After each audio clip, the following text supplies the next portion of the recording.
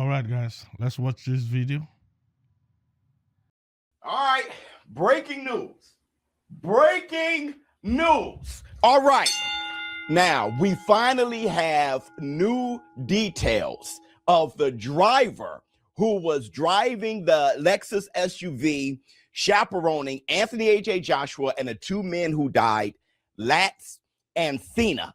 Also, according to many sources, including TMZ, there is a manhunt for the driver who was sitting in the stationary commercial truck that was parked on the shoulder of the expressway. But before I get into all of that, I want to say this.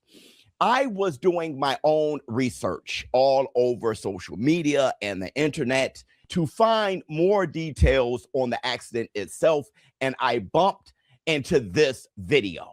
Okay, and this video has testimony of Nigerian natives and residents of that area who witnessed the accident. And while I was viewing this video, just 3 minutes into the video, I couldn't help but to notice the driving conditions and the horrific driving habits practiced on this expressway. Just look at this guy.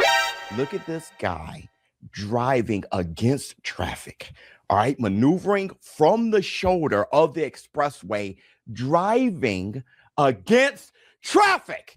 Now you got this guy here driving on the far right side of the road, which is road. I use that word loosely. I don't know if that's damn the shoulder, if that's a real lane. I don't know if it's half dirt, half shoulder, half lane. I have no damn idea what's going on. The debris that is sitting there, you see debris left over from the accident still there. Nobody has swept that shit up.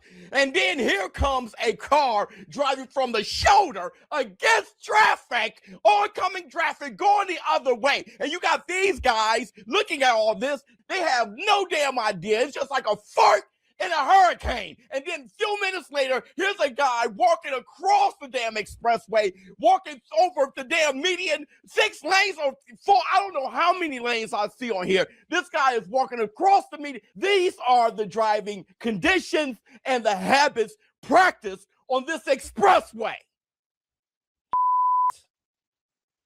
Man, dog.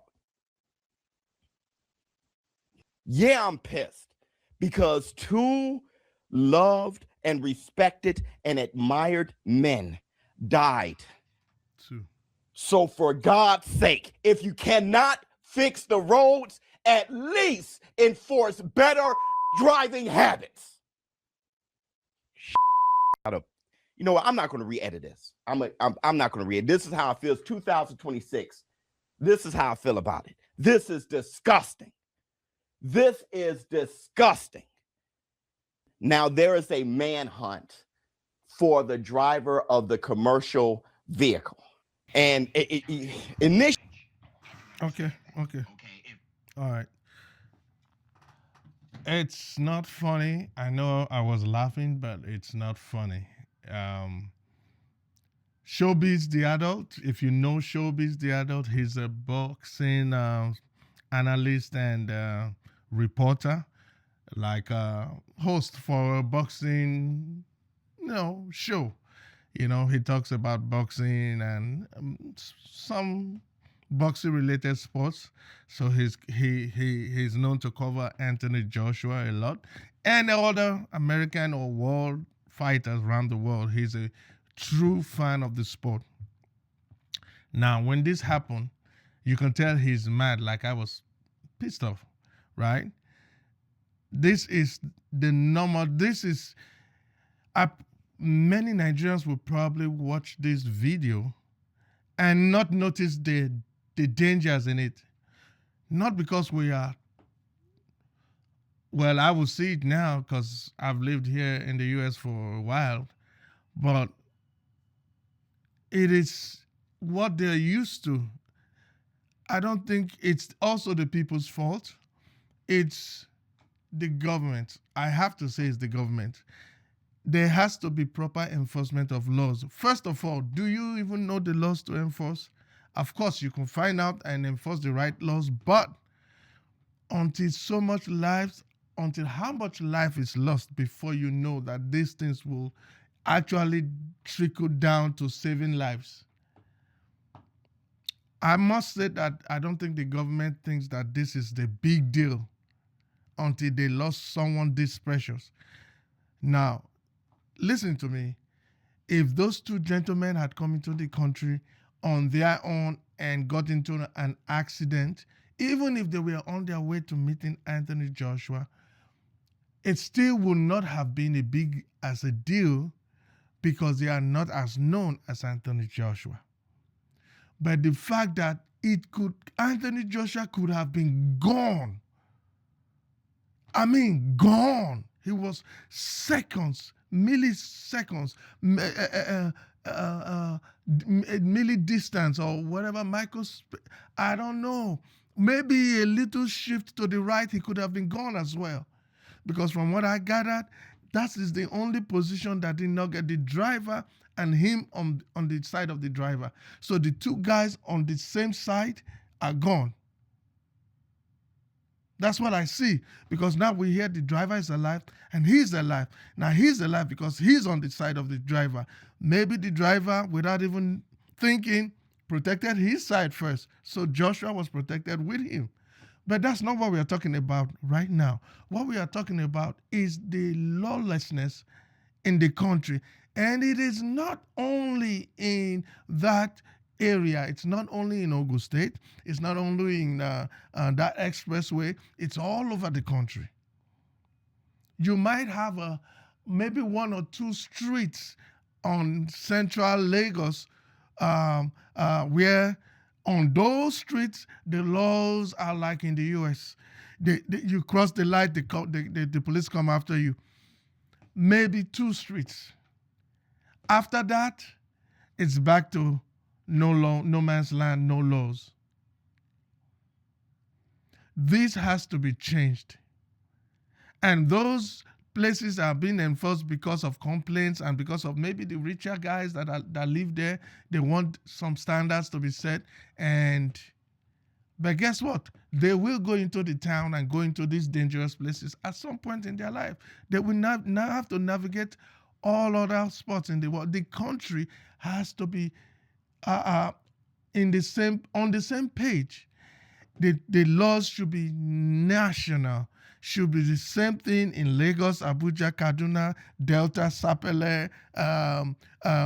What's the name of a village now? Like Oriokowa village in Edo State, or Isoko Township, Kona village. You know what I mean. We need laws, and then not just laws. We need basic amenities, and that is why I stand against this tax system that is about to be employed. We have not even gotten close to deserving taxes paid. The government does not deserve taxes to be paid. It will someday, but right now it is not. It does not deserve any tax payment. Get these basic amenities. Get the hospitals working again. A hospital safety is basic.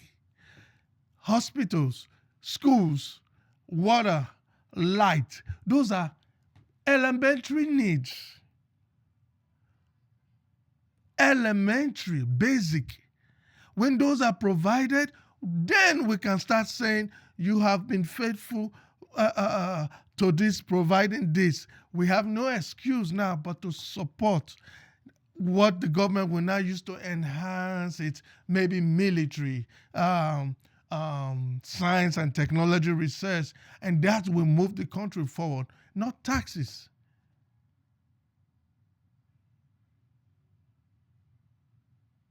Nigeria is right now on the spotlight, and I like it.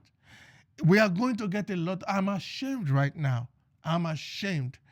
I'm ashamed that, first of all, another country will have to come and fight our terrorists for us. I'm ashamed that a superstar out there, or anybody not just a superstar, now feels like, hey, I was planning to go to Nigeria for a holiday because I want to, tap into my root, but right now, not me. That's what I hear online right now. Do you mean if I get into an accident, it'll be by chance that I get an ambulance? No ambulance in the city, in the state. God. It is so bad, so embarrassing that we are the ones even feeling more embarrassed than the government. I mean, you can prove me wrong. You can prove me wrong. The government can prove me wrong by actually making these things happen. If it's there, we will say it's there. Show us how many states had it. Let the governors come out. All the governors should come out and present show how many ambulances they have in the states. How many are actually deployable? How do we have a 911 number in Nigeria, like a call for help? Do we have a number? How many people know that number? Like, there should be signs promoting how to get help. That's what the government should be doing. Get help. To get help, dial this number, and all the safety, medical, and police aides will be coming in that direction. Tell us where you are. I don't know of a number.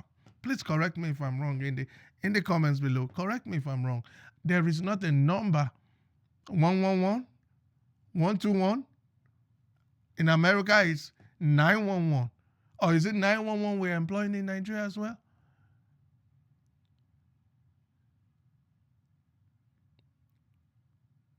The governor came out yesterday to talk about, Lagos governor, to talk about how they have acted swiftly to make sure Anthony Joshua is safe, the hospital treatment is taken care of. He said they personally got the bodies of the two deceased out of the country, I think, to ship them back to their families wherever they are, so that they can get a proper burial. So they've been sent. These things are expensive, but the state government said, we took the bill. Thank you very much. That was thoughtful of you. But we'd like to see you also make this not happen again. Like, put things into action.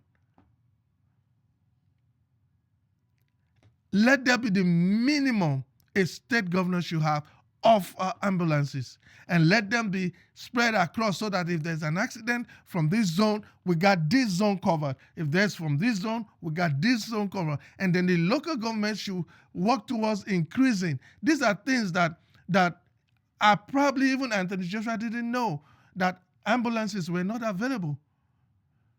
Now, when people want, now we know. When we can also support the government whenever you have some funds available for, some of us have what we give out every year, you can make that towards ambulances in Nigeria, so that maybe private hospitals can get some, maybe, I don't know, but ambulance rentals, it will be a business. It will be a business to look into right now. Private ambulances, so they come, but you think the people have to be trained. It's not just the box, the car ambulance. They need the staff who knows how to get people rightly out of vehicles, so that they don't get hurt from we don't just drag people. That's why I think Anthony Joshua initially didn't want them to touch him. Like, this is just everybody, anyone on the street coming to pull me out, Perhaps in his head, the real help is coming. But sorry, not. Oh my God, this is so sad. Thank God he got out safely. Thank God he's got treatment safely. He's out of the hospital now. He went to pay his last respect to the guys, his friends, before they were shipped, according to the governor of Lagos. But this should not happen again. Not to any celebrity, not to anyone. If there is accident, we know accident can still happen. But what are the chances of the right? We should be minimal, first of all. Two, it should be there should be quick response. There should be quick response for fire, for medical, for security and safety. These are where funds of the country should go. This is a priority. This will reduce lives from, besides the terrorist attacks and all that's in the country, which makes people want to say, hey, I don't want to come anyway. Now, if you do make it there, you also have to look out like for yourself and other drivers that or other trucks that are parked in the street. The system is dangerous from the top to the bottom. And the number one man is responsible from the top to the number 500 or whatever the position rank is to the bottom. Everybody is kissing the behind of the man higher up and not saying what is really needed. Everybody's trying to stack up their coins. Why the country dies, our image dies. The other day somebody talked about Honduras, that is also a third world nation, rejecting Nigerian American green card holders. Okay, we agree you can fly to Honduras, but if the owner of the green card is a Nigerian, we will stop you. How degrading that is. If the government don't know that there was something like this at this time, then the government is not paying attention. Ghana said Nigerians leave. In the US, African Americans are trying to kick Nigerians out. Not like we are bad, not like Nigerians are bad, but it's just not something. It's not something to be proud of right now. All this can change. Oh, that's the funny thing. If our government give our image, good image, and the correct impression of the country, and actually use our funds and make this country better, all these people giving us pointing at us and saying it will change. It will change. We have the money. We are not looking for handouts. We are looking for the right people to lead the country. And I will say, if the right people are not ready, if you're not ready to lead the country right, get out of there. It's as simple as that. This is become so obvious that if you decide to continue, the radar will be on you. There's no way you will escape it. It's already too obvious that whoever is in leadership is not doing a good job. It's obvious. We don't need to say it. Look at it. It's stinking from everywhere. It's showing from everywhere. And there will be more if we don't put things in place. I'm not swearing, I'm not cursing, I'm not saying it would be like that. I'm not hoping it will be like that, but I know it will be like that if we don't change stuff. If they don't start making things into action, if there's not a well thought plan to change stuff, not just to bring money out and dole it and give it to one local government, and next thing we are saying, ask them, I gave them money. It's not enough. It's not enough to say I gave them money, because you could be lying that you gave them money. You could also have given them money and they'll be lying that you gave them money. Or both parties lie and nothing really happens. We don't care about what money does or what. We want the action. We want the change. We want the infrastructure. We want everything in place. We have the money to get it right.